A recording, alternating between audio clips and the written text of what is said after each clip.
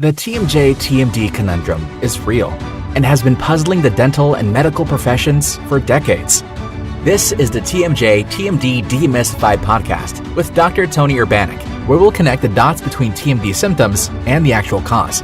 We'll tackle common TMD misconceptions and educate you, the practitioner, about a simple, tested, and proven TMD solution that has already provided relief to thousands of patients, while helping practitioners build an additional source of income free from insurance control.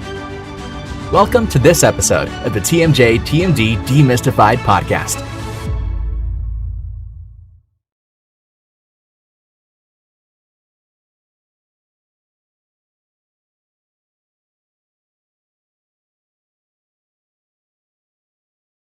Hello, TMD warriors. Good day to you.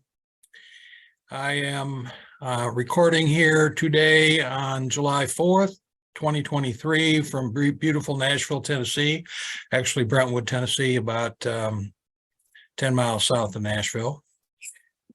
Today, I came to the office just to do this recording because the next few days can be very busy for me, and I didn't want to not do an episode of TMD Demystified. I am Tony Urbanic, and today we are going to discuss something very near and dear to my heart, actually, and that is comparing the unloading of the temporomandibular joint between doing it non-surgically and surgically.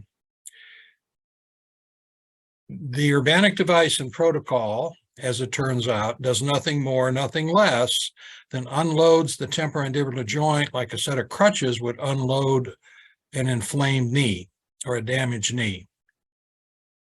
And we now know that unloading the temporomandibular joint, according to a very simple protocol, over a period of time, will decrease the inflammation in the joint to the point where all of the symptoms are relieved. Of course, you need to understand the mechanisms of how that happens, as that is covered more than thoroughly on prior episodes and in our course, online course for the Urbanic device and protocol. But the point is that unloading a joint, decreases inflammation in the joint, and the symptoms derived directly from the inflammation will decrease over a period of time, depending on the symptoms, completely or almost completely, and you can pretty much count on it 95% of the time. And the 5% of the time it isn't as effective as expected, more often than not is because the patients will not follow the protocol. All right, so we know that you can do that non-surgically, and as an oral and maxillofacial surgeon, I have been privy to previous work by my mentor on doing pretty much the same thing surgically. My mentor was Dr. H. David Hall at Vanderbilt, and I started my program at Vanderbilt in 1973. And during my tenure as an intern and resident, we did a significant amount of temporomandibular joint surgery.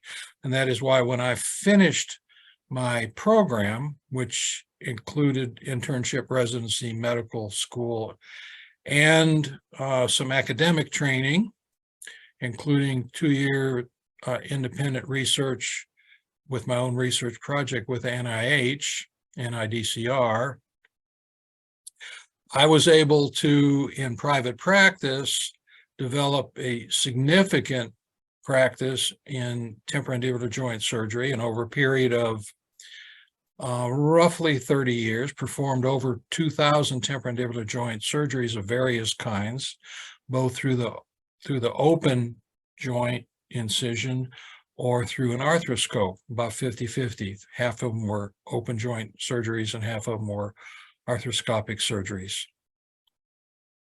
And during that time, I developed a tremendous amount of experience with the surgical care of the temporomandibular joint, and I won't go into any deeper. It's covered again in previous episodes why I stopped doing surgery about 12 years ago and decided to see if I could figure out a better way to treat TMD. Didn't know whether I could or not, but I was geared to do the investigation and surgery, and ultimately found out some things that were in the literature. I just connected a lot of dots. And that is the Urbanic device and protocol. I didn't discover anything that hadn't been in the literature and wasn't well known before I looked it over. But anyway, getting back to the point, I want to discuss what Dr. Hall, who I respect very highly, he has now passed, and was my mentor at Vanderbilt for many years. And I was very fortunate to be accepted into that program. So there, Dr. Hall from the early 70s, and his program was geared to produce very sophisticated doctors who ultimately became icons in our field. I'm not going to go through their names, although many of them are very good friends of mine, and I have many friends who were chairman of the department of oral and maxillofacial surgery that were developed at Vanderbilt, and that was actually how I was geared, but at the end decided to come into private practice and decided to do that here in Nashville, Tennessee. So Dr. Hall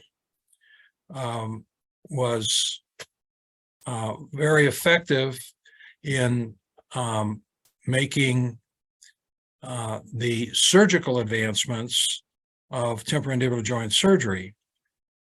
I had someone enter the room here, and I didn't know I didn't know that I was not alone in the office. But Dr. Hall developed what he called the condylotomy for the treatment of temporomandibular joint.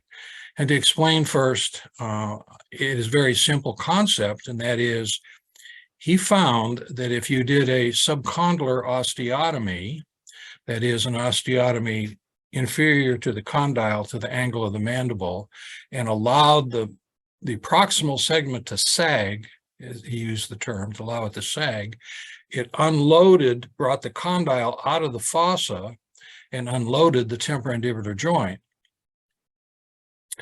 And the results were good. He had very good results with that surgical procedure. It had some problems that I felt had some problems, and actually because of what I felt were complications that could be avoided with that surgery, actually never did one of those surgeries, although I was very familiar with it, and my colleagues who helped Dr. Hall develop it and wrote papers on it, used it significantly, and that surgery is still used in significant numbers at Vanderbilt Department of Oral and Maxillofacial Surgery here in Nashville. So the subcondylar osteotomy, allowing the condyle to come out of the fossa, therefore in function, the condyle would not put pressure or load the temporomandibular joint. It would unload the temporomandibular joint.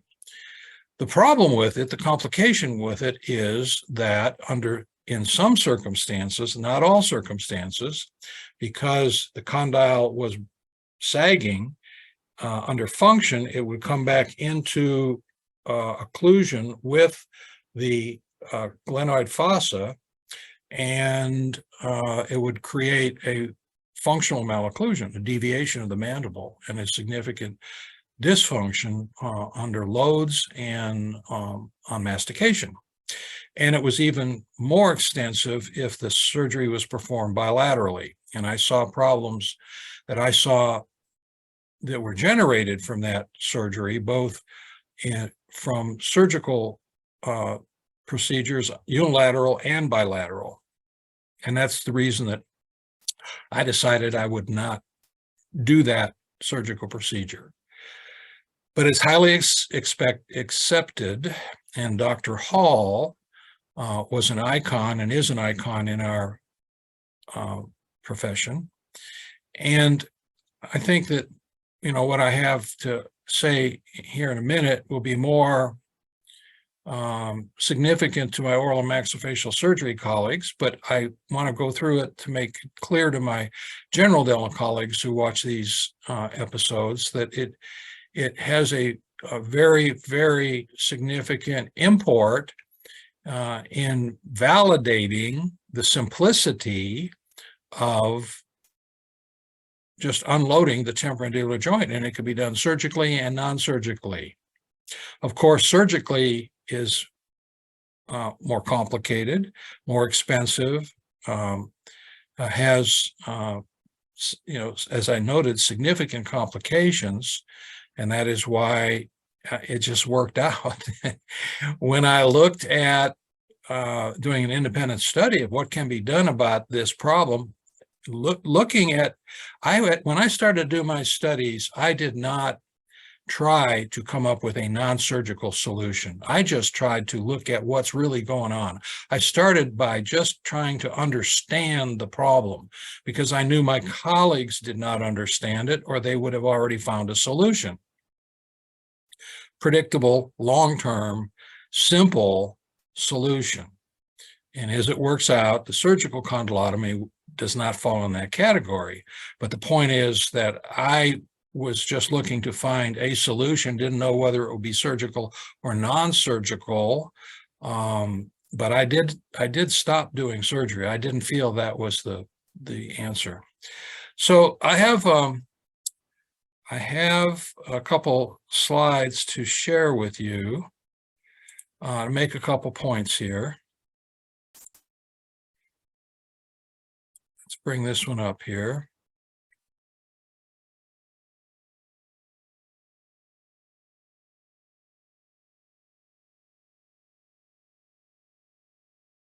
There we go.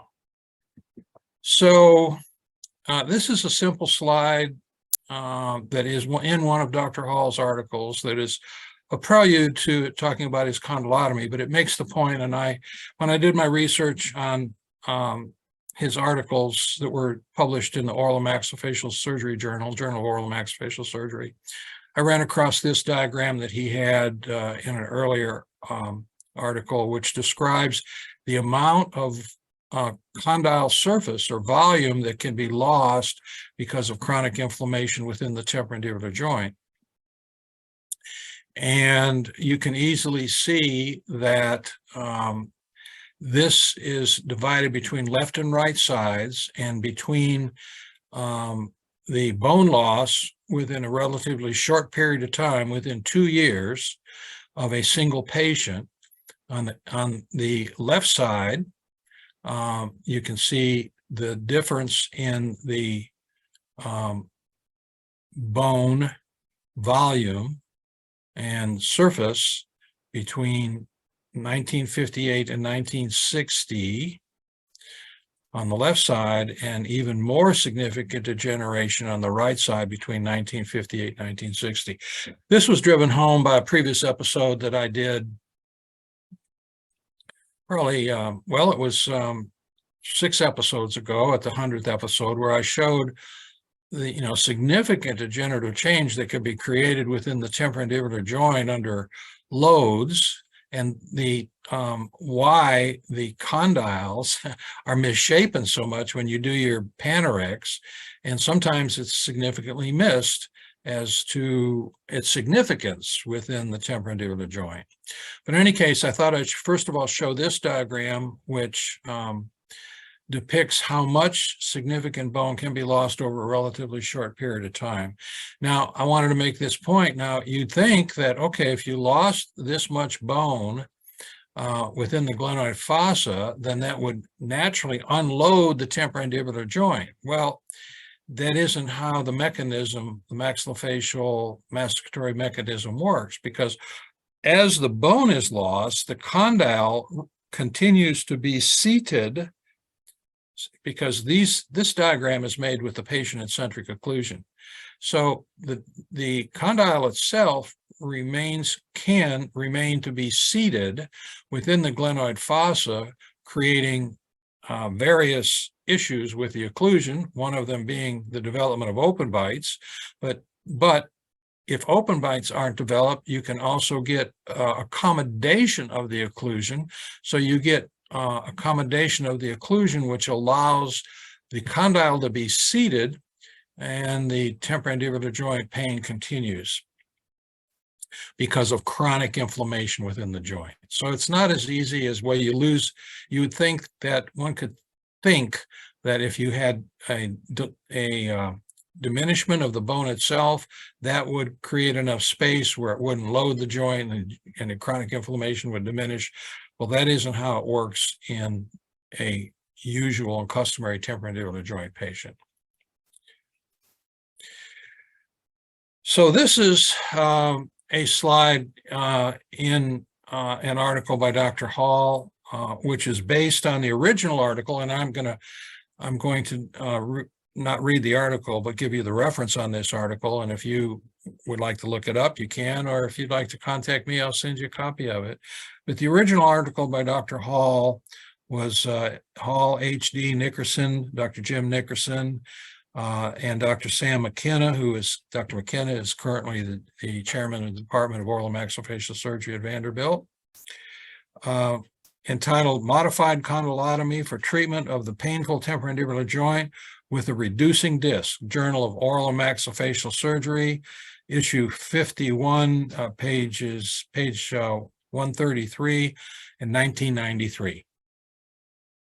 And in this article and related articles, he describes how the condylotomy, which is diagrammed here, when I guess I've done 1,000 condylotomies, but not for temporomandibular joint, for orthognathic problems. But this is a standard for the general dentist out there. This is a standard operative procedure, where you make your cut intraorally after you strip muscles and mucosa from the sigmoid notch to the angle of the mandible.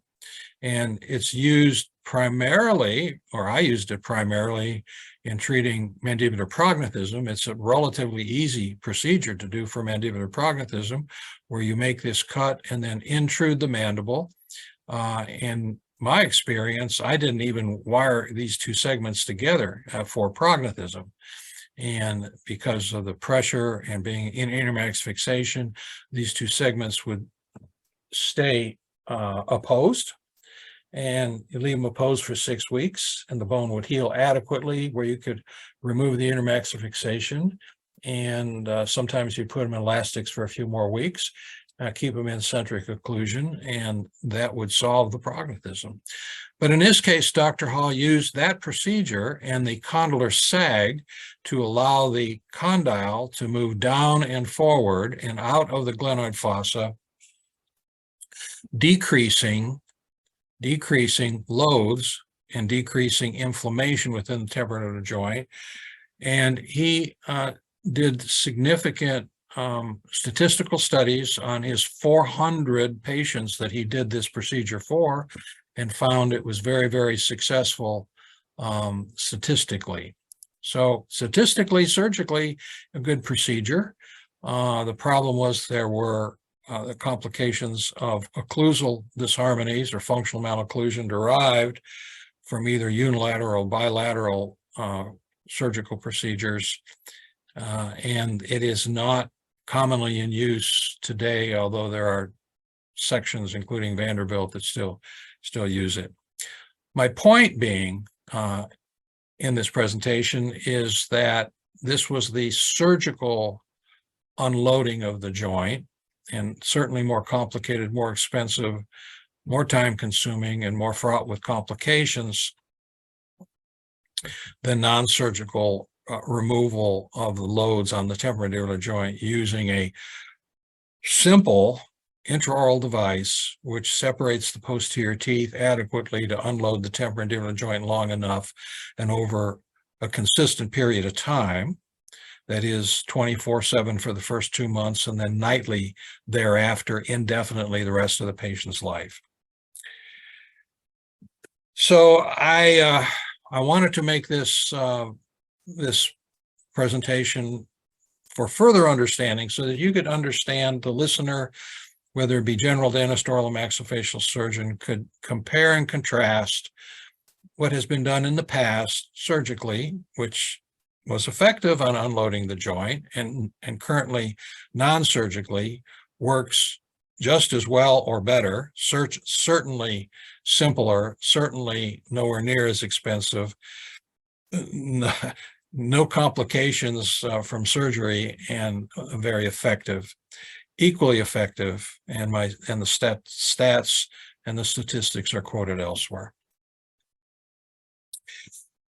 If you would, again, like a copy of the Dr. Hall's paper, I'd be happy to send it to you. I think I've made my point, and feel that I made this particular episode for your understanding of that unloading a joint is not a new concept. We talked about using a set of crutches. It's not a new concept.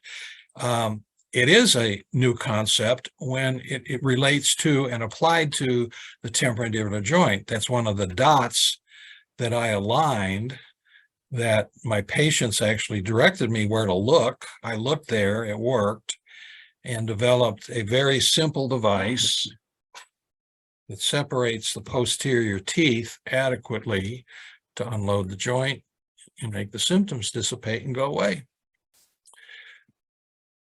Until next time, I'd like to invite you to communicate if you'd like, or criticize if you'd like. You can contact me at tony@tmjservices.net. You can contact our Director of Marketing and Education, Dr. Naomi Engelman-Williams, at naomi@tmjservices.net.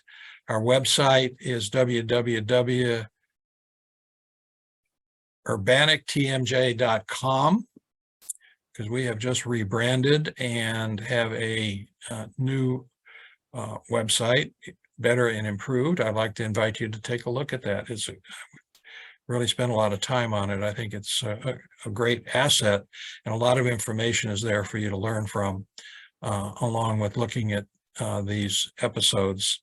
I believe this is episode 107, and we will continue these weekly as long as I have people open them up and look them over.